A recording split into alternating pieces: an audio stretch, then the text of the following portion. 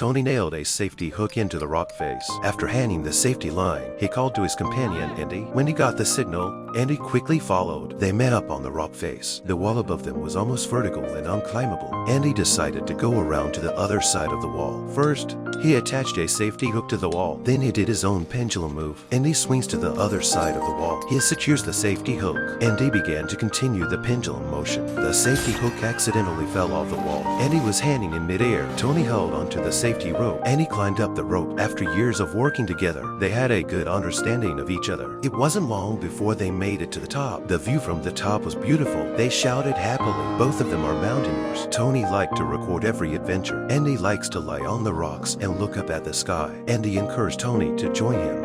On the north face of the Eiger is the wall of death for climbers. If they succeeded, they get a huge honor. At the base of the north face of the Eiger, Toni and Andy planning the route. The north face of the Eiger is a wall of death for climbers. Toni and Andy will pay a heavy price this time. When they reach 2,800 meters, the wall becomes very steep. They'll have to go around the back of the wall before they can continue. High up on the wall, Andy did the pendulum move. After several attempts, Andy made it to the other side of the wall. Toni advised Andy not to remove the safety rope. Confident that he would soon reach the top, Andy decided there was no point in keeping the safety harness. Andy removed the safety line, a decision he would soon regret. They've reached 3,100 meters. There's always snow here. Every step is difficult. Andy digs into the snow and finds a backpack. When they'd fully excavated, they found the body of a climber underneath. It looks like someone has been up here before. After wrapping up the body, they said a prayer over the body. Then they pushed the body down into the abyss. Courage overcame fear. They chose to keep climbing. The path became more and more difficult. There was a blizzard on the mountain. The storm was getting worse on the mountain. The team has no choice but to retreat. There was an avalanche on the mountain. Andy was hit in the head by a chunk of snow and fell. The safety rope had to hold the weight for people. Andy struggled to climb up. The safety hooks are starting to come loose. Two members of the team are dead. Toni taps on the safety hook.